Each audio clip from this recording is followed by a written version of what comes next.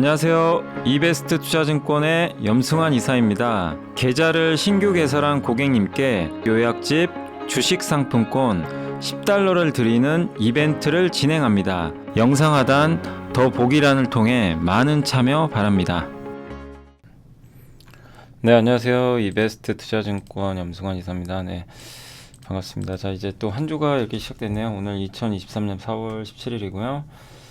그래서 오늘 뭐 증시가 이제 그동안 좀 많이 올랐어요. 많이 오르다 보니까 약간 이제 쉬어가는 그런 모습들이 나오고 있는데, 하여튼 참 여전히 뜨거운 건 뜨거운 것 같고, 또 부진한 건 또 아직까지는 좀 부진한 흐름들이 좀 이어지고 있는데, 어쨌든 뭐 증시는 약세장이 끝나면서 어쨌든 3개월 이상 강세 흐름이 계속 잘 진행되고 있고, 이게 뭐 언제까지 이어질지는 좀 봐야 되겠지만, 어쨌든 강세장 흐름은 좀 이 기조가 꺾일 만한 뭔가 이벤트가 또 발생하면 바뀔 수도 있어요. 근데 그러기 전까지는 좀 더 이어지고, 다만 이제 우리가 주의해야 될 건 이미 너무 올랐거나 그런 기업들보다는 좀 아직 못 오르는데, 여기서 아무도 관심 없는데 좀 좋아질 만한 그런 기업들을 계속해서 이런 뭐 보고서가 됐건 신문 기사를 통했건 뭐 전자공시를 통해서건 계속 우리가 뭐, 그러니까 결국 주식 투자는 그거거든요. 싸게 사서 비싸게 파는 건데, 일단 싼 기업들이라는 건 소외받는 거죠. 근데 이제 앞으로 비싸지려면 정보를 수집해야죠. 비싸질 기업이, 비싸질 산업이 뭔지를 우리가 알아야 될 거 아니에요. 그러려면 이제 정보를 먼저 수집을 해야 되고, 그걸 적절히 해석해서 거기서 괜찮은 기업을 발굴하고, 이거 싼지 비싼지, 뭐 재무구조는 좋은지, 그런 과정이죠. 그래서 뭐 괜찮으면, 아무리 근데 좋은 기업도 한 번에 사면 안 되고, 뭐 내가 1,000만 원 산다면 한 세네 번에 걸쳐서 분할 매수하는 거죠. 그런 과정으로 계속 평생 하시면 돼요. 예. 그러니까 그런 순서대로 이제 그 아이디어를, 그러니까 우리가 어쨌든 투자하기 위해서는 제일 먼저 해야 될 건 어쨌든 아이디어. 앞으로 좋아질 게 뭔지. 그러기 위해서 끊임없이 공부를 하는 거죠. 그래서 이 방송은 어쨌든 이제 그거를 같이 고민해보는 그런 방송이다라고 계속 말씀을 좀 드리고 싶습니다. 자, 오늘 이제 보고서 좀 해드릴 거는 재생에너지는 생각보다 빠르게 확산되고 있다, 요거 하고요. 그 다음에 LG화학 좀 주가 분석을 해주셨고, 3분기 메모리 이제 반도체 얘기고, 주식 감산이라는 얘기가 이렇게 본인 이제 허재현 이사님이시죠, 텔레그램에 적어주셨는데, 아니 내용 괜찮더라고요. 요새 왜 환율이 이렇게 달러와 원화가 서로 다르게 움직이냐. 보통 달러 약하면 원화 강해야 되는데 달러 약한데 원화도 약해요. 되게 좀 독특하죠. 그 내용이고, 그 다음에 오늘의 메인 이벤트는 이게 오늘도 뭐 포스코 그룹이 난리가 아닌데, 구리, 광물 요거에 대한 내용들, 에너지, 워런 버핏은 왜 일본 기업에 투자했나 상세하게, 그리고 또 관련된 기업으로 LS가 있죠. 광물, JVM, TNL, SK이노베이션, PSK, 성광매는 효성 첨단, 오늘 꽤 많은데 한번 좀 진행을 해보도록 또 하겠습니다. 자, 재생에너지는 생각보다 좀 빠르게 확산되고 있다. 이게 뭐냐면은 이제 국제에너지기구에서 화석연료 사용 정점이 이제 10년밖에 안 남았다. 10년도 채 안 남은 것 같다. 이제 그럴 수밖에 없는 게 전기차 보급 증가하고 에너지 안보에 대한 인식도 당연히 증가하니까, 이건 근데 대세잖아요. 우리가 아는 거. 그래서 여러분들이 뭐 이렇게 풍력이나 태양광주 오래 갖고 계신 분들은 막 힘들죠. 막 주가 갔다 빠지고 이러니까. 근데 그 안에서 회사가 안 좋으면 안 돼요. 일단 경쟁력 있는 기업이라면 장기 투자 저는 나쁘지 않다고 보는 게, 왜냐면 방향성이 맞잖아요. 뭐 신재생 안 할 겁니까? 그죠? 2차 전지도 저렇게 된 이유가, 2차 전지 가장 핵심은 성장이 엄청나다는 거예요. 예. 어차피 전기차로 바뀔 거니까. 그죠? 근데 신재생 에너지도 우리 눈에 아직 잘 안 보여서 그렇지 결국엔 도래하거든요. 시간이 이제 지나면 지날수록. 제일 부진한 게 수소 쪽이죠. 근데 수소는 안 할 겁니까? 수소도 해야 돼요. 그래서 친환경주들 갖고 계신 분들은 뭐 힘드시더라도 인내심을 잘 발휘하시고, 나중에 한 번에 좀 이렇게 회복될 흐름은 나오지 않을까. 근데 그 시점을 뭐 누가 알겠어요? 알 수는 없어요. 그런 시점까지 알면은 그거는 정말 뭐 신이죠, 신. 신이거나, 어쨌든 그 일반적인 투자자 입장에선 뭐 시점까지 하는 건 사실상 불가능하고요. 그리고 맞출 수도 없어요. 예. 그래서 주식 투자 그래서 어려운 거지만 그런 시간과 함께 했을 때 결국 성과가 나는 거죠. 그런 아이디어를 포착을 해서. 그래서 재생에너지 쪽에 대해서도 계속해서 좀 고민을 해보시면 좋겠고, 그 다음에 미국의 재생에너지 발전량도 앞으로 2.3배에서 지금보다 6배 정도 증가할 것 같고요. 그다음 발전 단가인데 이 재생에너지 발전 단가도 많이 떨어졌어요 지금. 예, 그리고 미국 환경보호청이 신차 판매 67%를 이제 전기차로 규제하죠.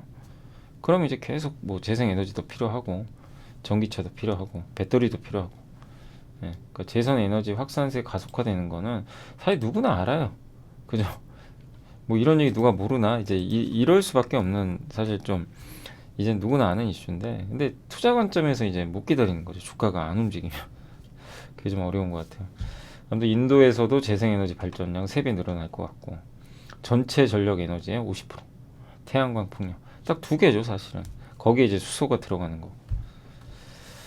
그래서 그런 관점에서 너무 막 그 이 신재생 쪽 안 움직인다고 답답해 하실 필요는 없다라고 좀 말씀을 일단 계속 좀 드리고 싶고, 그 다음에 이제 LG엔솔 지분 가치에 따라서 그 LG화 이제 주당 순자산 가치 시나리오인데, 이제 이 윤재성 연구원님이 계산을 한 것 때문에 이게 무조건 정답이라는 건 아니에요. 이렇게 이제 그분 나름대로 논리에 의해서 계산을 했더니 LG엔솔 지분 가치는 현재 28조인데, 그러니까 현재 시총에서 이렇게 계산을 해보니까 뭐 첨단 소재 이런 거 다 더해서 할인율이 지금 76%인데, 그러니까 지금 LG엔솔 주가가 엄청 올랐는데 그거 할인을 76%나 했기 때문에 LG화학은 지금 LG엔솔 가치를 제대로 인정을 못 받고 있어요. 그래서 보통 지주사가 많이 할인받으면 65, 55, 45인데 65에서 55가 좀 많죠. 이 중간으로 놓고 보면 상승 여력이 45%나 돼요. 그럼 100만 원 넘는 거예요, 주가가. 예. 그 정도도 보지만 또 만약에 LG엔솔 주가 빠지면 이건 또 이 계산이 틀려버리죠. 그래서 LG엔솔 주가가 좀 중요한 것 같고, 다만 어쨌든 최소 24%면 100만 원까지는 보고 있는 것 같아요. 최소. 다만 이런 할인율을 해소해서 100, 120, 130을 가려면 이 LG화학이요, LG엔솔만 고객으로 확보하면 안 되고 다른 뭐 예를 들면 테슬라가 됐건, 그죠? 예, 아니면 다른 회사. 근데 다른 회사에 납품하기가 좀 쉽진 않죠.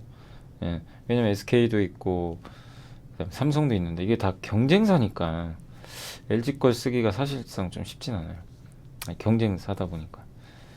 그러면 이제 결국 파나소닉이나 CATL인데 뭐 그렇게 된다면 밸류가 레벨업 되겠죠. 아니 테슬라나, 아니면 LG엔솔 지분을 좀 줄이든가, 그죠?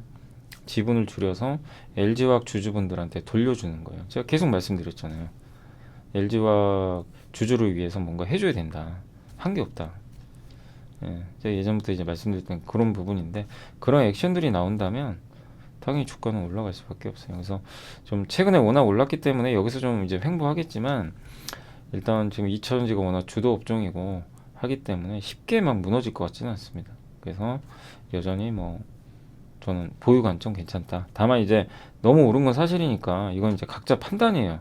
난 좀 줄이겠다 하면 줄이는 거고, 또 뭐 70만 원 깨질 수도 있는 거고, 그걸 뭐 누가 알겠어요. 근데 완전히 뭐 아직 이제 끝났다 이렇게 볼 상황은 아니고 상승 여력은 더 남아있다 라고 보셔도 되지 않을까 싶고, 그 다음에 SK증권 한동희 연구원님이 3분기 이제 메모리에 대해서 이제 트렌드포스라는 유명한 이제 대만의 이제 전망하는 기관에서 공급이 점점 더 공급이 더 이제 그 축소가 되면서 공급 증가율이 점점 더 줄 것 같다. 그래서 3분기에 마이너스 2%의 초과 공급, 그러니까 수요가 더 많은 거죠. 근데 이걸 마이너스 5, 4분기는 마이너스 9까지 늘렸어요. 그럼 무슨 얘기냐면 수요보다 공급이 더 적다는 얘기예요. 그렇다는 얘기는 뭐죠? 재고 하락 속도가 빨라지는 거죠. 재고가 줄 거란 얘기입니다. 삼성전자의 인적 감산까지 했기 때문에. 그래서 하단이 되게 견고해요. 그래서 반도체 업황의 하단은 이제 공급 때문에. 근데 문제는 위가 열리려면 수요가 늘어야 되는데 수요가 안 늘어요 지금. 이게 좀 답답한 거죠. 예. 핵심은 뭐냐면 추락. 이거는 SK증권의 그때 최대원 연구센터장님도 얘기했던 거죠. 그러니까 반도체 기업들이 감산을 해서 바닥 찍고 돌리는데 재고가 줄려면 출하가 늘어야 돼요. 그러니까 삼성이 갖고 있는 반도체가 저쪽에 나가야 돼요. 팔려서 고객사가 사가야 돼요. 그게 확인돼야 된다. 그래야 이제 본격적인 랠리가 나온다는 겁니다. 근데 그게 아직은 확인이 안 돼요. 그러니까 이제 주가는 바닥은 찍었어요.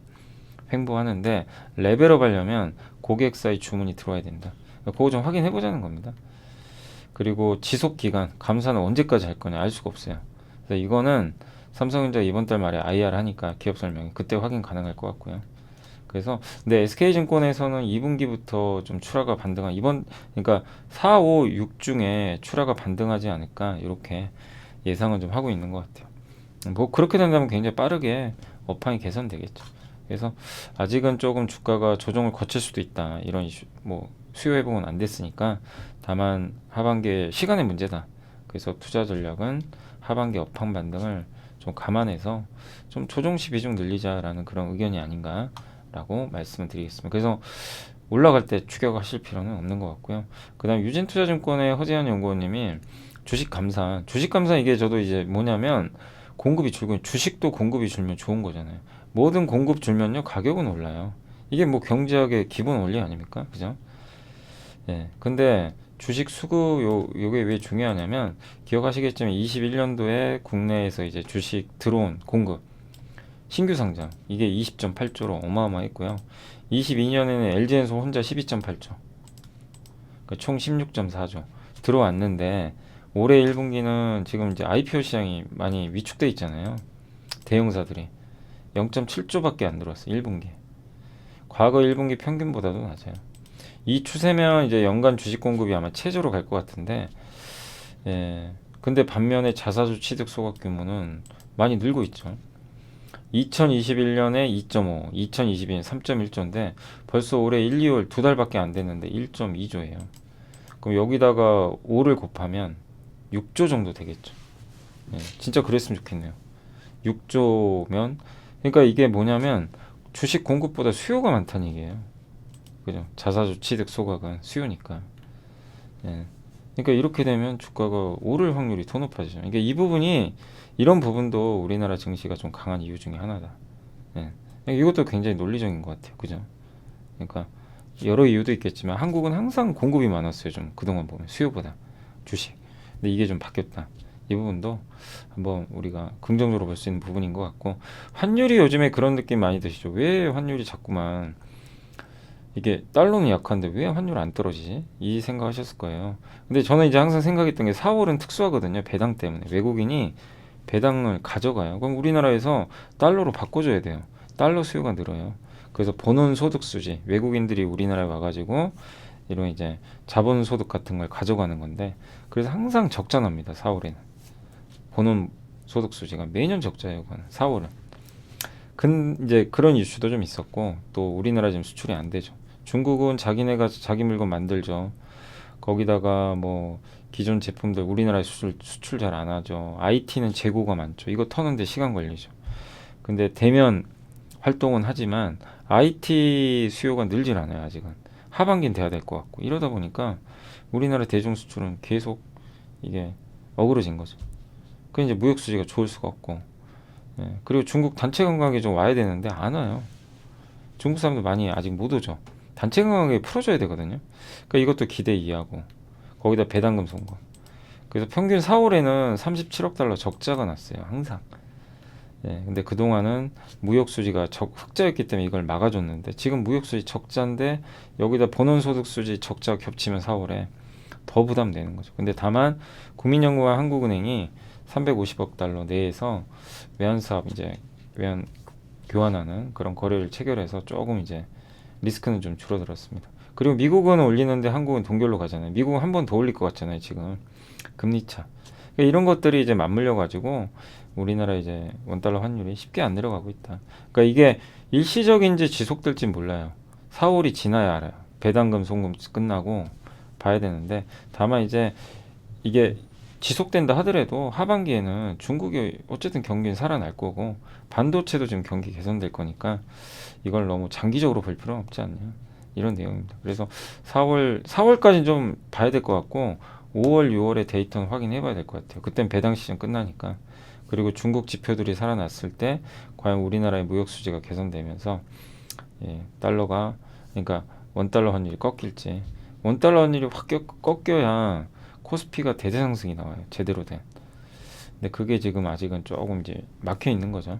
강세장은 맞는데 환율도 이런 부분 때문에 조금 이상하게 좀 어긋나고 있다. 이 이유를 좀 아시면 좋겠고 그 다음에 이베스트 저희 당사 최진 저도 이 얘기 많이 해드렸잖아요. 그죠? 우리 그 저희 당사의 최진영 안혜수 연구원님이 썼던 자료. 그러니까 올해 제가 봤던 자료 중에 제일 좀 너무나 인상적이었던 건 매년 이제 몇 개씩 자료들은 인상적인 게 보이는데 올해 1월이었죠. 저희 당사에서 나온 최진영 연구원님, 안혜수 연구원, 신윤정 연구원님이셨나? 아무튼 세 분이 콜라보로 쓰셨던 그 리사이클링 기억나시죠?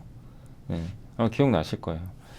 그게 이제 너무나 괜찮은 자료였고 거기 나왔던 기업들의 주가가 굉장히 많이 갔죠. 사실 최근에 포스코, 뭐 LS 아무튼 근데 코리아는 좀 잘 안 가더라고요. 근데 어쨌든 장기적인 뷰는 안보의 시대다. 그러니까 지금 탈세계하고 막 안보가 이제 내 거다 막 이러고 있잖아요. 그리고 4월 16일 G7이요. 핵심 광물 탐사 개발, 스크랩 회수 재활용 5대 협력 방안 논의했는데 130억 달러 규모. 그러니까 광산 개발하겠다는 거예요. 광산. 광물이 중요하다. 우리 선진국 이렇게 모여서 이거를 뭐 합의를 해서 서로 공동 대응하자. 이런 이제 내용인 것 같아요. 그러면 이렇게 되면 서방권이 그러니까 한마디로 중국과 좀 약간 대결하는 구도거든요. 공급망 확보하겠다는 겁니다. 안보 때문입니다. G7 중국이 대만 침공할 수도 있고 오죽하면 지금 워런 버핏이 중국에 아니 그 대만에 TSMC를 왜 팔았겠어요. 그 대만 리스크 때문에 그래요. 직접 본인이 얘기를 했어요. 추측이 아니고. 그리고 러시아 우크라이나 전쟁도 끝날 기미가 안 보이고. 그리고 주요 원자재 생산국의 자원 민족주의 이건 내 거다. 가져가지 마라. 이런 거죠. 근데 이게요. 결국에 뭘 가져오냐면 공급 과잉을 불러온대요. 몇 년 후에. 왜 그러냐면 서로 투자를 많이 해요. 그러니까 표면적으로는 뭐 외부로 수출 안 하고 막 이러니까 공급이 줄 수도 있지만 중국은 중국 나름대로 어쨌든 공급망 확보하면서 계속 생산하는데 저 생산 안 하던 미국 뭐 아니면은 저기 G7 국가들 선진국이 너도 나도 이제 여기저기다 투자를 막 해요. 그럼 광물 생산이 늘 거 아니에요. 그럼 어떻게 돼요? 공급과잉 오겠죠. 실제로 그런 일이 있었대요. 미국에서도 옛날에 미국 금융위 터지고 남유럽 재정이 터졌을 때 오바마가 리쇼어링 미국의 공장 지어라. 지금 바이든하고 똑같죠. 메르켈 독일 총리도 인더스트리 4.0을 딱 갖고 와서 독일에 공장 지어주세요. 일본도 비슷하게 리쇼어링 했는데 그러다 보니까 무슨 일이 발생해요? 서로 막 투자하죠. 자기네 땅이다. 그럼 어떻게 돼요? 공급이 늘어나죠. 공급 과잉 되면 물가 떨어집니다. 그래서 인플레 감축법도 그 이유가 왜 인플레 감축법이냐? 공급을 늘리겠다는 거예요. 물가 낮추려고. 근데 어쨌든 자꾸 이러면 공급은 늘어납니다. 그죠? 그래서 중국 회사 몇 개가 망했어요. 태양광 기업. 이런 기업들이 디폴트 나고 부도난 거죠. 그래서 중국도 이제 공급 개혁, 감산 같은 거 하고 이렇게 했던 거죠. 2015년에. 근데 2022년에 인플레 감축법이 만들어지고 탈세계화. 유럽은 핵심 원자재법. 메르켈의 리쇼어링과 비슷하다. 이렇게 되면 또 어떻게 되죠? 또 이게 반복되는 거예요. 그러니까 소련 해체 이후로 미국이 만든 그 평화의 시대에 살아가는 중이었는데 평화의 시대에 태어난 지금의 세상은 당연히 우리가 경제 논리로 접근하죠. 이제는 아니라는 얘기죠. 이제 안보의 시대잖아요. 탈세계화. 저도 그래서 요즘에 이제 강연회 할 때 이 내용을 많이 말씀을 드려요. 근데 어쨌든 그 경제 논리보다 안보가 중요하기 때문에 이거를 알고 투자를 하셔야 돼요. 투자할 때 꼭 이 부분을 꼭 인지를 하고 계셔야 됩니다. 그리고 장기뷰로 탄소 중립이 또 리사이클링 굴기를 또 불러일으킨 거. 산업금속이 좀 부족하잖아요. 그 광산 기업들의 세전 이익률은 여전히 높은 가격 때문에 굉장히 이제 광산 기업들 이익률은 좋아요. 근데 투자 잘 안 합니다. 그래서 부족해요. 아직은 산업금속이 부족해요. 수요는 많죠. 신재생에너지, 전기차 이런 거 가야 되는데 여기에 구리만 해도 해상풍력에 8,000km 들어가요. 그 화력발전 1,500km인데 구리 사용량이 어마어마하죠. 차원이 다르죠. 수요는 이렇게 느는데 공급은 부족하죠. 그래서 그걸 해결할 방법은 리사이클링, 구리를 재활용하죠. 구리 재활용하면 기존 공정보다 64% 전력이 절감되고 톤당 470달러 비용이 절감된다. 이런 내용이죠.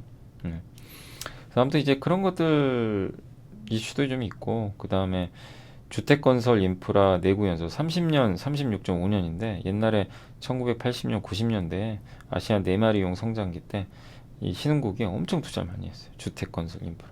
이게 이제 그 내구 연소가 다 도래하고 있습니다. 이러면은 거기서 스크랩이 많이 나와요. 이제 폐가전 뭐 아무튼 이제 고물 같은 거죠. 막 그런 데서 이제 구리 같은 거 뽑아낼 수 있는 거죠. 스크랩이 있어야 이 구리를 뽑아낼 거 아니에요.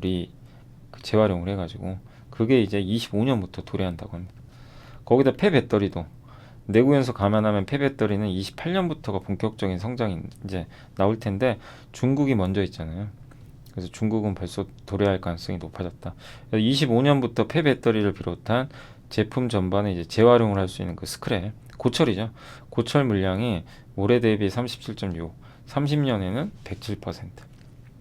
그 리사이클링 금속의 생산 비용은 더 절감될 거고. 그러니까 이제 뭐 LS나 이런 기업들의 주가가 좋은 거, 성일하이텍 좋았던 이유가 이제 이런 이슈들 때문이고. 그리고 단기적인 뷰는 언젠가는 공급 감이 온대요. 구리 같은 거. 아까 말씀드린 것처럼 너무 투자를 많이 하니까. 그래서 공급 감이 오겠지만 그거는 나중이고, 지금은 그 구리 가격이 올라가는 쪽으로 봐야 된다. 하반기까지 상저하고. 왜냐면 하반기 중국이 리오프닝 더 하고 중국이 인프라 투자하고, 그러니까 지금보다 중국이 더 좋아지겠죠. 그래서 11,000달러대까지 재시도하지 않을까. 구리는. 그래서 구리 가격 수혜주가 어디죠? 풍산, LS죠. 그러니까 LS가 이게 올라간 이유가 이게 다 겹쳐 있는 거죠, 지금. 그러니까 이런 이제 광물 부분. 다만 장기적으로는 이제 향후 5년을 봤을 땐 구리가 공급 과잉으로 갈 수도 있다는 점은 꼭 염두에 두시면 좋겠습니다. 지금 당장 아니더라도.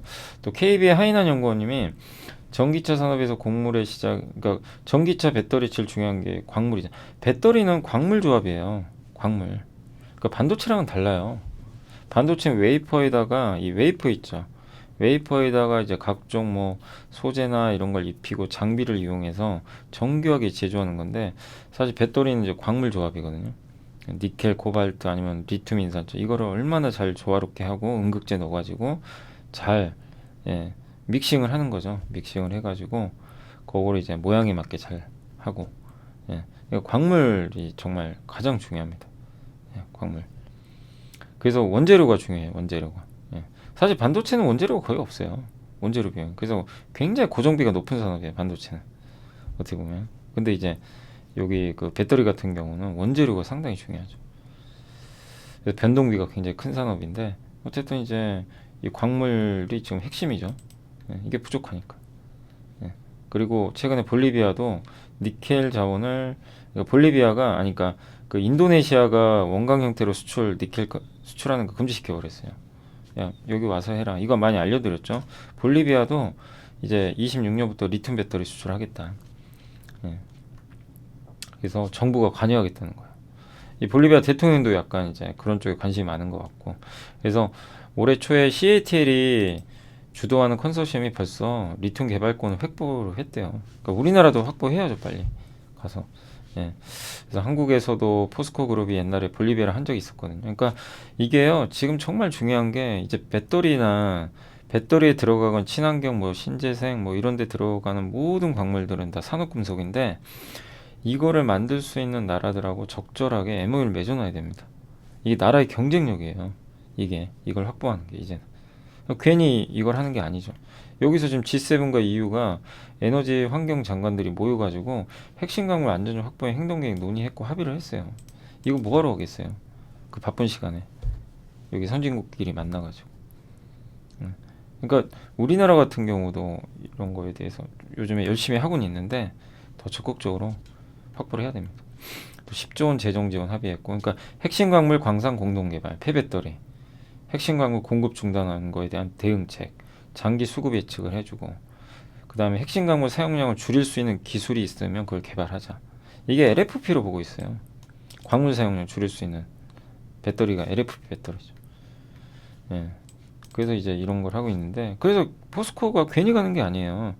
포스코홀딩스 주가가 오르는 건 이제 이런 배경 때문에. 근데 이거를 언제부터 얘기했어요? 하이난 연구원님이 작년부터. 저도 그랬고, 저도 이제 제가 아이디어를 저도 얻었던 거는 리튬, 저희 당사의 안혜수 연구원님이 작년 가을이었죠. 작년 가을에 보고서를 썼고 리튬 그걸 봤는데 하이난 연구원님은 또 이런 광물에 대한 보고서를 자주 써주셨고 우리 당사에 또 최진영. 그러니까 주식 투자라는 게 뭐 어떤 거대하게 뭐 진짜 그 엄청난 통찰력이 있으면 좋죠. 근데 그거 우리가 어떻게 알아요? 그래서 어떻게 하냐면 끊임없이 이런 걸 보다 보면요 이게 연결고리가 잡히거든요. 예. 그러니까 작년부터 뭐 광물 중요하다, 리튬 중요하다, 또 인플레 감축 보고에서 중국 배제해야 된다 이런 뉴스 나오는데 그럼 리튬은 중국이 하는데 우리나라에서 하는 회사 있나? 찾아보니까 포스코고 그죠? 예. 니켈하는 회사는 LS였고 그죠? 고려아연도 있고 그다음에 LG화학은 그걸 또 조달을 하고 예. 그런 업체들로부터 해서 LG엔솔에 넘기고 이런 것들이 이제 옛날에 김현수 연구원이 그 보고서에서 썼잖아요. 하나증권. 예. 그런 거 보면서 아이디어를 얻는 거죠. 근데 이제 그 중에서 우리가 선택을 할 땐 가격이 싸야 되잖아요. 근데 그때만 해도 관심이 없었어요. 놀랍게도 참 그게 저도 참 지금 생각하면 그때는 왜 이렇게 다들 관심이 없었는지 주가가 저 바닥에 가 있었어요. 그 포스코홀딩스 막 24만 원, 23만 원 이 내용을 아는데도 예. 저도 이제 공부를 다 해놓고 했는데 아무도 관심 없고 다들 그거 있죠. 그때 좀 안타까운 일이 있었죠. 그 포항 공장에 막 침수피해 막 이런 것들만 이제 뉴스에 나오다 보니까 야 포스코 참 시간 많이 걸리겠구나 이랬는데 결국에 그래서 그게 이제 주식 투자예요.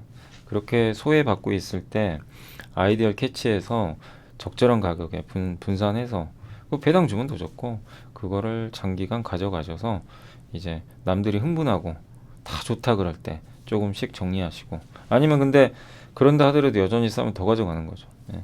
그렇게 해서 수익을 내는 거를 꾸준히 하시면 돼요. 예. 그래서 그런 방법으로 계속 해 나가시면 성공할 수 있습니다. 예. 그러니까 요거 이제 요런 내용들 이제 우리가 확인하는 거죠. 예. 그래서 옛날에 오펙이 이렇게 위상이 컸는데 이제 오펙 시대 아니잖아요. 이제 오펙 시대는 끝나가요. 그래서 미국도 점점 멀어지잖아요. 일론 머스크도 광물 시대예요, 광물 시대. 그 힘의 헤게모니가 그러니까 지금 왜 빈살만 이렇게 조급하겠어요. 아랍에미리트가 우리나라 와가지고 뭐 투자하겠다 막 이러잖아요. 예, 조급한 거예요, 오펙은. 왜냐면 원유 시대가 끝나가고 있기 때문에 점진적으로. 또 워런 버핏도 일본 상사기업 투자를 했는데 이 상사에서 제일 중요한 포인트가 뭐예요? 저는 이제 원유보단 저는 천연가스 보거든요, LNG. 우리 LNG 공부도 많이 했죠. 상사 기업들이 LNG 투자를 또 많이 하죠. 근데 어쨌든 일본 업체에 투자를 5개 했는데 더 늘렸고요. 옛날에 에너지 가격 때문에 했는데 에너지 가격이 떨어졌잖아요. 그럼에도 더 늘렸어요. 왜 그럴까요? 예. 광물 아니냐? 일본 정부 및 상사 기업들. 예. 광산 개발에 2조 원 지원을 또 할 가능성도 있대요. 일본 정부에서. 미쓰비시 상사는 배터리 관련 광물 중장기 계획 공개했고 미쓰이물산도 니켈. 스미트모는 이제 인도네시아. 예, 여기 그 광산 개발하는 니켈 쪽인 것 같은데 아무튼 여기 지분 15% 예, 보유.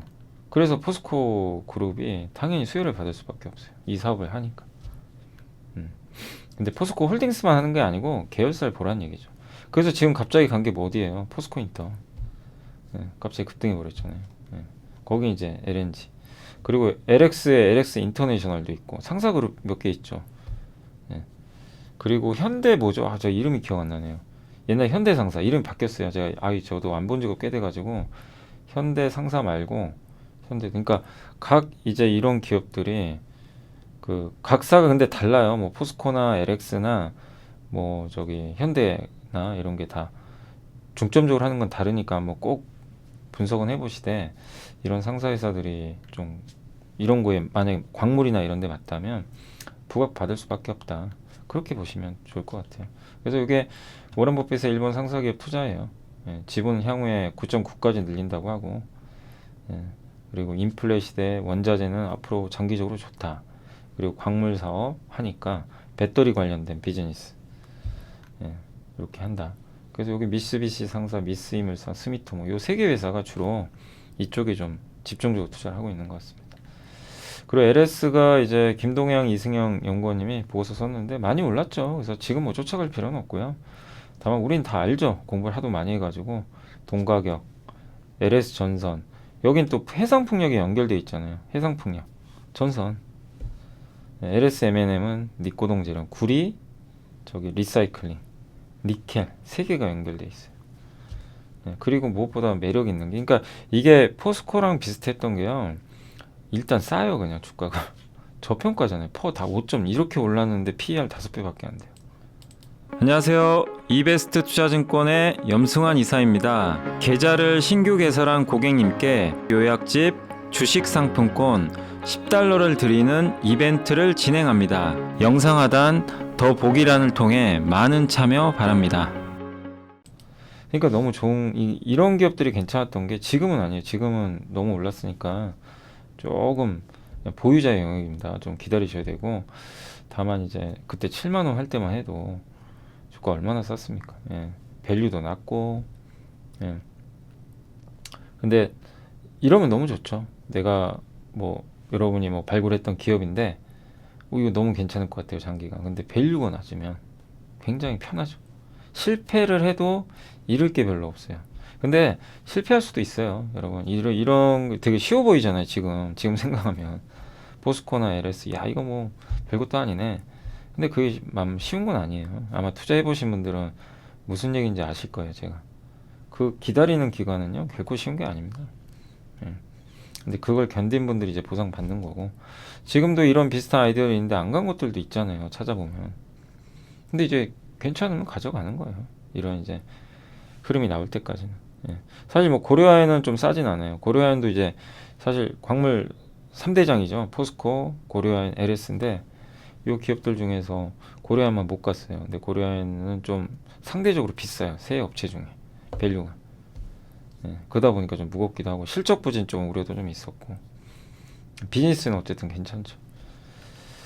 예. 근데 어쨌든 뭐 차이는 있겠지만 뭐 아이디어 자체는 저는 뭐 괜찮다라고 보고 있습니다. 그래서 아무튼 저런 류의, 그러니까 혹시 LS로 이렇게 투자해서 성공하신 분이나 아니면 뭐 포스코로 나 투자해서 성과 좀 났다 하는 분은 이걸 잊지 마세요.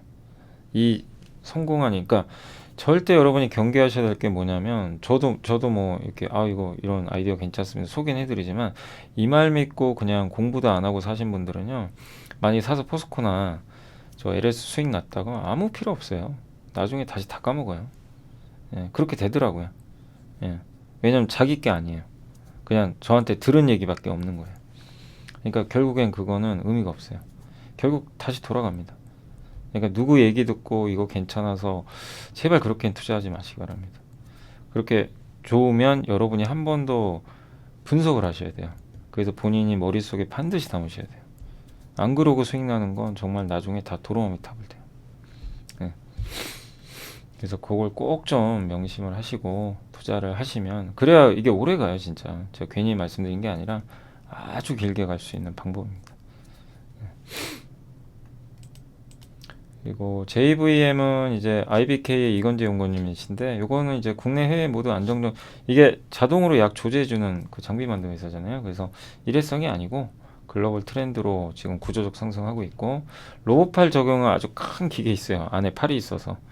그 메니스라고 하는데 이게 24년도에 나오고 유럽 북미 쪽에 아마 나갈 것 같고, 또 건강기능식품을 소분해서, 건강기능식품 이제 같은 종류만 팔잖아요. 그걸 이제 소분해서 약에 넣어가지고 여러 가지, 그러니까 기능이 다른 약들을 섞어요. 그렇게 되면 이 장비가 많이 팔릴 거 아니에요. 그죠? 이미 이거 준비하고 있어요. 24년부터 이게 전면 시행된다고 합니다. 6월부터. 그럼 이제 얼마 안 이제 1년밖에 안 남았어요. 그래서 괜찮고, 주가도 그렇게 비싸진 않습니다. 지금 싸다는 건 아닌데 제가 봤을 때 한 17,000원 정도면 괜찮은 것 같더라고요. 예. 아무튼 ROE도 높고 실적도 작년부터 좋아졌고, 그래서 괜찮은 것 같고, TNL은 조금 올라서 좀 아쉬워요. 조금 내려오면 이제 접근이 가능할 것 같고, 좀 요새 많이 올랐습니다. 올해 28% 올랐고, 근데 올라갈 수밖에 없는 게, 작년부터 우리 공부해봤지만 거기 이 회사가 이제 주력으로 하는 유통산업 있잖아요. 히어로 코스메틱. 여기가 처치앤드와이트 인수돼 버려가지고 시장 커질 거야. 근데 막상 인수되고 나서 또 주가가 안 좋았어요. 사실 그때는. 근데 결국엔 이제 주가가 이제 올해 들어와서 또 많이 올라갔고, 또 여드름 패치 잘 만들고 있고 증설하고 있고, 그래서 이런 부분들이 상당히 좀 좋고, 또 마이크로 니들 매출 비중도 좀 최근에 좀 확대가 되고 있어서 이 부분도 긍정적이라고 합니다. 그리고 이게 이제 그 안성시의 그 창상 치료제 피복, 그러니까 약간 상처 치료하고 이런 것들에 대한 이제 수출 규모인데 좀 줄었다가요 다시 1분기에 이렇게 증가해서 긍정적이다. 다만 좀 올랐으니까 한 42,000원 아래쪽이 좀 PBR로 보니까 그 아래가 좀 괜찮은 것 같습니다. 좀 기다리실 필요는 있고요. 그러나 여전히 긍정적인 흐름은 뭐 이어질 것 같다 이렇게 보시고, SK이노베이션은 흑자 전환할 거래요. 그래서 그 SK온 배터리가 드디어 생각보다 빨라요. 원래는 내년으로 예상했는데 목표 주가 올려버렸습니다. 왜냐면 요거 LG 엔솔 때문이죠. IRA 보조금 때문에. 요걸 아마 이제 반영을 하면 2분기에 흑자 날 것 같다고 합니다. 네. 그리고 현대 기아랑도 같이 배터리 공장 만들고, 그러니까 계속해서 미국 쪽에 증설을 해요. 네. 그래서 25년 하반기부터 공급이 시작되니까, 그러면 2분기에 SK온은 흑자 전환 가능해집니다. 이렇게 되면 이걸 반영을 하면.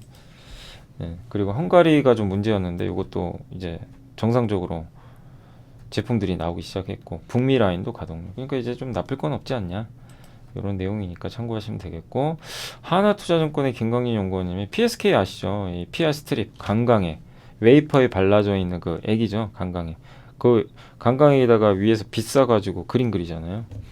그거 없애야죠. 그 찌꺼기를. PR 스트립 장비 세계 1등인데 EUV에 들어가는 용이 따로 있어요. 그 장비를 또 개발해가지고 공급을 하고 있는 걸로 알고 있습니다. 근데 다만 이제 삼성이나 이런 쪽이 감산 들어가니까 조금 실적은 부진하겠지만, 그래도 업황은 어차피 하반기부터 좀 개선될 거라 영향은 아주 크지 않을 걸로 보고, 그 다음에 EUV에 들어가는 요 PR 스트립, 요게 굉장히 단단해서 제거하기 쉽지가 않대요. 네. 그래서 장비값이 비싸다고 합니다. 요거는 또. 근데 이 비메모리향이나 D램으로 삼성전자 쪽에 요게 공급이 진행 중인 걸로 파악을 했던 것 같습니다. 그리고 주가도 싸고, EUV 관련된 기업들의 PER이 이렇게 높거든요. 파크, SNS텍, TEMC. 9배니까. 물론 PSK가 이쪽 비중이 높진 않죠, 아직은. 그죠? 그러니까 뭐 당연히 할인 받는 건 당연할 수도 있는데, 이게 점점 늘어날 거 아니에요, 앞으로. 그럼 할인율은 줄어들겠죠. 그래서 가장 좋은 건 얘네는 얘네 가만히 있다는 표현보다는 밸류가 유지되면서, 얘네가 내려오는 건 안 좋잖아요.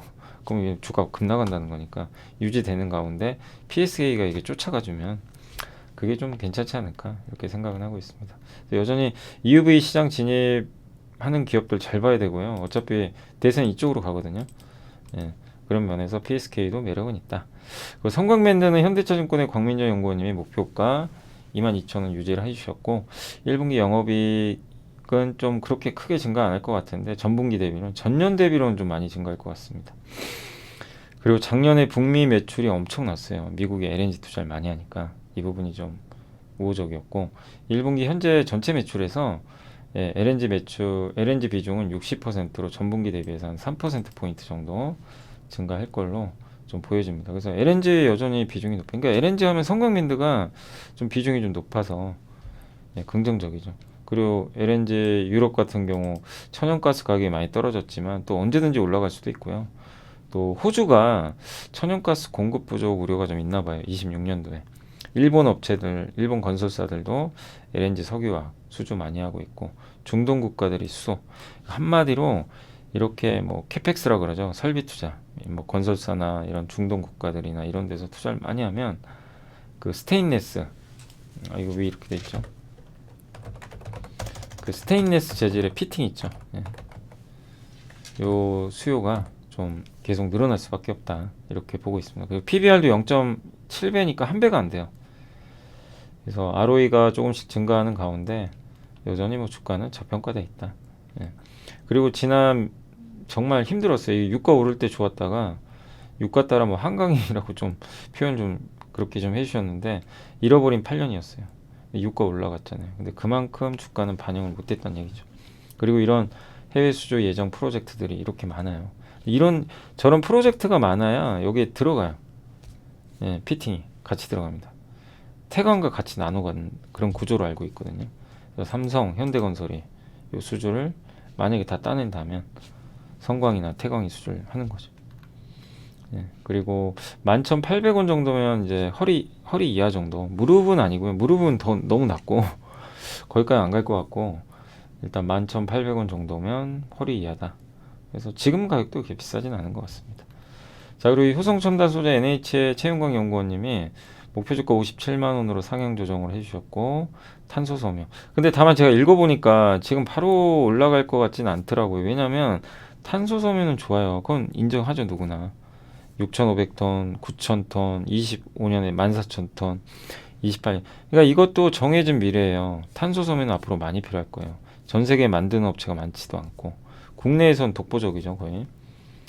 예. 그래서 탄소섬유 이런 이제 특수 섬유인데, 아라미드 같은 방탄복 만드는 요 영업이익 비중이 이제 점점 늘어날 겁니다. 원래는 이 회사는 타이어 코드가 핵심이에요. 타이어 코드, 예, 타이어에 들어간 첨가제인데, 근데 이게 생각보다 그렇게 좋진 않아요, 아직. 원래 1분기가 성수기인데 성수기 효과가 없을 거라고 합니다, 별로. 왜냐면 교체용 타이어 시장이 좀 별로 안 좋아요. 근데 이제 중국도 어차피 수요가 늘겠죠, 리오프닝 하니까. 그래서 중국 수요가 좀 변수긴 한데, 중국 비중이 꽤 높아요. 30에서 35% 정도. 예. 중국 회사들의 65%의 타이어 코드 공급 중이에요. 그러니까 한마디로 단기적인 어떤 실적 흐름은 중국이 중요합니다. 중국의 타이어 판매가 잘 돼야 타이어 코드가 들어가겠죠. 근데 그건 조금씩 나아지지 않을까 이렇게 보고 있고, 장기적으로는 탄소섬유예요. 수소 보관 용기 만드는 이런 이제 탄소섬인데, 이게 점점 증설을 하니까 긍정적일 것 같습니다. 그래서 좀 조정받을 때 관심을 가져보세요. 이렇게 너무 급하게 하지 마시고, 예, 요 내용을 보면은 아, 급할 건 없겠구나. 오히려 좀 실적 안 좋아서 흘러내린다면 기회가 되겠구나. 그걸 좀 한번 활용하시면, 그래서 허리 이하가 37만 원 정도 좀 되는 것 같아서 40만 원 이하, 지금 40만 원 좀 넘었잖아요, 최근에. 그래서 40만 원 이하로 일단 한번 기다려 보는 게 더 낫지 않나 라고 말씀을 드리겠습니다. 자, 이렇게 해서 일단 오늘 이제 보고서는 설명을 좀 해드렸고, 그 다음에 오늘 지난주에 제가 이제 일찍 가느라고 내부자 매수는 지난주 금요일 거 같은데, 그래서 4월 14일 건 제가 말씀 못 드렸죠. 그래서 내부자 매수도 매일 보고 있어요, 저도. 근데 뭐 이건 지난주 금요일 기준입니다. WCP 아시죠? 분리마켓사. 분리마켓사도 요즘에 뭐 미국에 공장 지어야 되니까 중국과 경쟁을 하는데, 미국이 지으면 수혜를 받는 거죠. 그래서 여기도 이제 장일순 이사님이 좀 들어오셨고, JB금융지주는 여기 회장님이 사셨네요. 예. 동아ST는 금액은 그렇게 크진 않아요. 김민영 사장님이 사셨는데, 금액은 근데 너무 적네요. 1천만 원. 저스템도 역시 금액이 얼마 안 돼. 171만 원밖에 안 되는데, 이 고대용 사회이사님이 한 3번인가 샀어요. 지금 벌써 이것까지. 그러니까 소량으로 사더라고요. 예. 저스템은 뭔지 혹시 기억나세요? 저스템? 혹시 기억나시나요, 혹시? 저스템. 웨이퍼를 이렇게 이송해야 될 거 아니에요. 웨이퍼 있죠, 이송할 때 반도체에서 이걸 보관할 거 아니에요. 보관 용기가 따로 있단 말이에요. 거기서 습도를 낮춰주는 역할이에요. 습도가 높으면 안 돼요. 습도를 낮게 해서 웨이퍼를 최대한 결함 없게 깨끗한 상태로 이송하고, 예, 그걸 이제 해주는 거죠.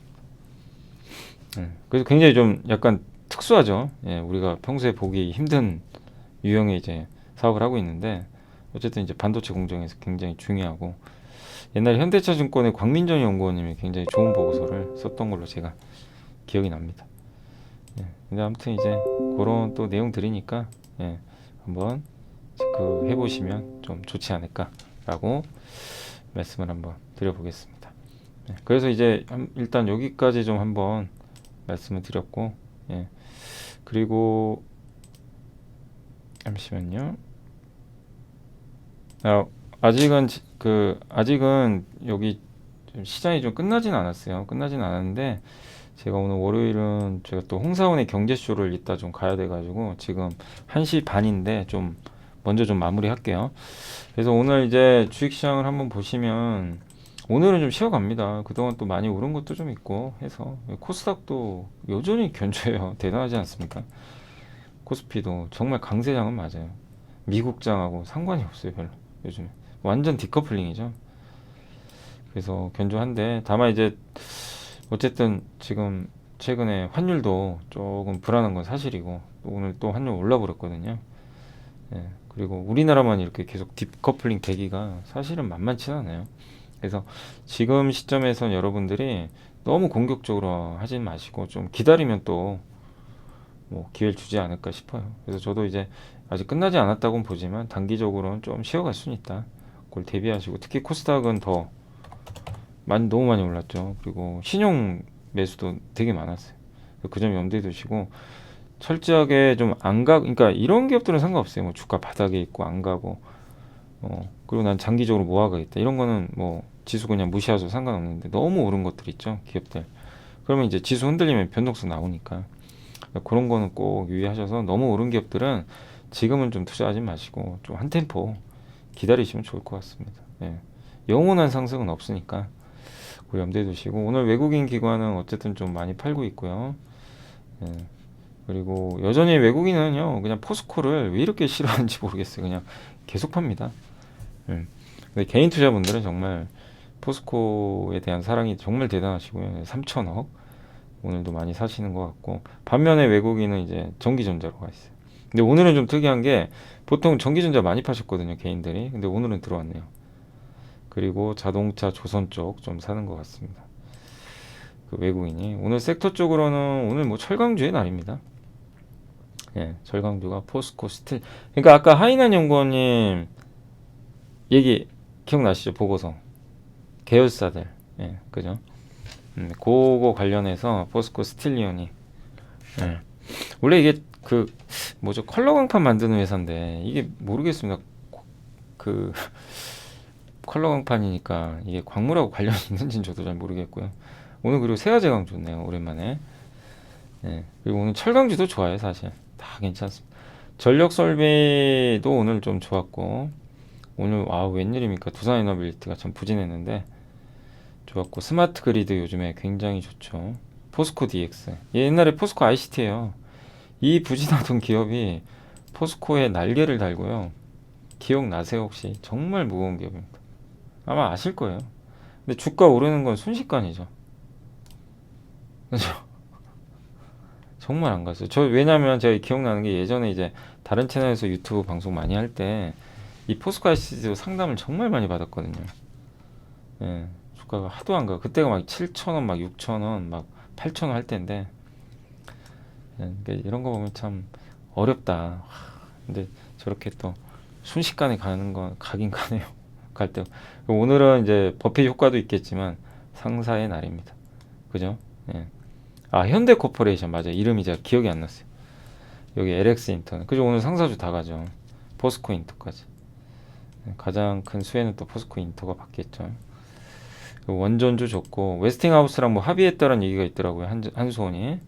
그래서 오늘 좀 좋습니다. 그동안 좀 부진했는데, 관광업체 아까 세아제강 강하면서 좀 좋은 분위기 이어지고 있고, 오늘 풍력도 괜찮아요. 그동안 풍력, 예. 오늘 세아제강도 아시죠? 세아제강 지주 자회사, 풍력회사 있는 거 기억나시죠? SK 오션 플랜트도. 그러니까 결국 풍력과 해상 풍력이든 이렇게 좀 약간 연동이 돼 있는 기업들은 좀 중장기적으로, 뭐 사실 오늘 올라서 이게 중요하기보다는 긴 호흡으로, 네, 이렇게 하시면 좀 좋을 것 같고, 그 다음에 전선주, 뭐 오늘 그리고 조선주도 좋네요. 네, 대우조선해양이 그냥 오늘은 압도적입니다. 비철금속 오늘도 좋고, 풍산이 오늘 좋았습니다. 4%. 네옴시티, 비료, 철강, 리튬, 또 니켈, 니켈 관련주도 오늘 좋고요. 우주항공 산업도 오늘 괜찮은 것 같습니다. 예. 한국항공우주 좋네요. 2차전지 소재도 아침에 좀 부진했는데 다시 지금 분위기가 좋아지고 있고, 오늘 TCC 스틸 좋고요. 예. 고려아연도 모처럼 괜찮은 것 같습니다. 수소차 쪽이 아까 상하프론테크가 올라가서 그런 것 같아요.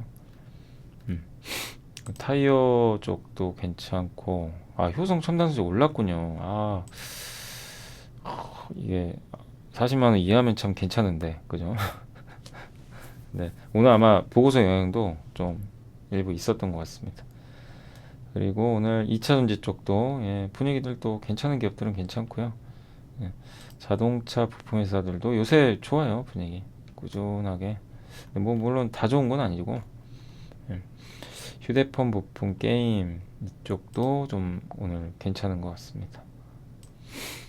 다만 이제 오늘 많이 빠지는 건 뭐 바이오 쪽이 오전에 좋았는데 오늘 좀 안 좋네요. 오후 돼서 급격하게 좀 밀리고 있어요.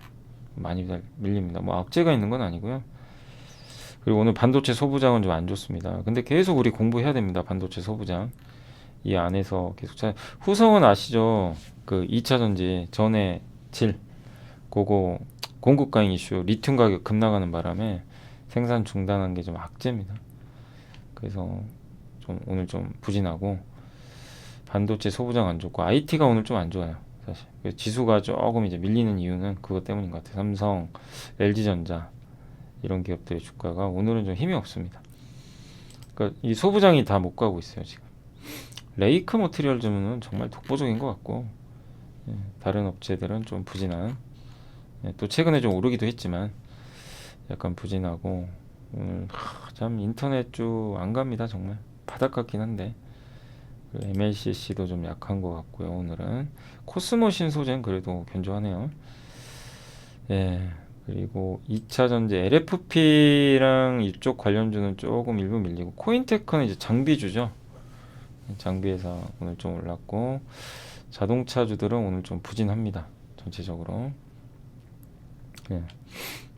그런 것 같아요. 그래서 확실히 좀 시총 큰 IT나 일부 2차 전지가 조금 흔들리고 있고 그러나 종목 장세입니다. 진짜 뭐 지수는 그냥 묶어두고 종목 장세가 화려하게 계속 펼쳐지고 있다라고 보시면 좋을 것 같아요. 시총 상위 기업들은 대부분 좀 빠진 것 같아요. 이게 약간 좀 부진해요. 코스피의 시총 상위 기업들은 좀 부진한 기업들이 이렇게 거의 다 마이너스죠. 근데 이제 보시면 뭐 에코프로비엠, 포스코 퓨처엠 이런 기업들의 주가는 굉장히 좋고 근데 에코프로는 좀 보합인데 확실히 좀 또 약간 차별화되는 것 같아요. 같은 형제끼리 조금 차별화는 되는 것 같고 그다음에 LG, SK가 좀 안 좋고요. 오늘 좀 지주사들은 조금 부진합니다. 특별한 뭐 이슈는 없는데 부진하고 고려아연 좋았고 그리고 롯데케미칼 같은 화학주 좀 안 좋았습니다. SK 바이오사이언스가 좀 많이 빠졌고 분리마켓사 SK 아이테크놀로지, SK 바이오팜, SK 그룹주들은 거의 다 부진한 것 같아요 지금. SK 이노베이션 빼고는. 그리고 포스코 인터가 정말 급등을 해버렸고 금호석유도 아직 부진합니다. 석유화학은 아직까지는 중국의 온기가 좀 안 돌다 보니까 좀 부진한 것 같고 원전주 좋았고요. 네, 조선주 좋았고 그다음에 OCI가 괜찮네요 요새. OCI도 한 4.8% 꾸준하게 반등하고 있습니다. 바이오는 좀 쉬어갔고요. 첨보도 전해질이에요. 그래서 후성의 영향을 받아요. 같은 전해질 쪽이다 보니까 전해액은 이제 어떻게 보면 수혜를 받을 수 있는데 그래서 오늘 주가가 좀 빠진 것 같습니다. 그리고는 효성 첨단 소재 좋았고 효성그룹 좋네요. 원전주 좋고 동원 시스템주도 결국 배터리 관련주죠. 배터리 캔 예. 소재 뭐 이쪽 관련된 사업 해서 좀 주가가 좋지 않나 라고 보고 있습니다. 자, 아무튼 이제 요 정도 좀 말씀을 드리도록 하겠습니다. 어쨌든 오늘도 이제 증시가 약간 좀 차별화되고 있는데 다만 이제 계속 말씀드리지만 못 오른 기업들 너무 실망하지 마시고 기회는 온다고 저는 보고 있고요. 예, 단 너무 지금도 이제 광물에 막 집중되잖아요. 광물 이쪽 이런 쪽 지금 들어가는 건 아닌 것 같아요. 예, 우리가 많이 투자하면 진작에 써야죠. 예, 안 좋을 때 예전에 너무 뒤늦게 쫓아가는 건 아닌 것 같고 또 기회를 주겠죠. 그래서 기회 줄 때 한번 타이밍을 또 노려보시면 어떨까 싶습니다. 항상 기다리면 옵니다. 예, 주식은 오더라고요. 근데 우리 못 기다리죠. 지금 당장 갈 것 같아요. 그래서 그렇게 생각해 주시고 자 오늘도 고생하셨고 오늘은 좀 죄송한데 제가 좀 라디오 관계로 지금 좀 일찍 끝내고 내일 또 방송에서 말씀을 드리도록 하겠습니다. 자, 또 오늘 고생하셨고요. 저는 또 먼저 물러가겠습니다. 내일 뵙겠습니다. 이렇게 시청해 주셔서 항상 감사드립니다. 감사합니다.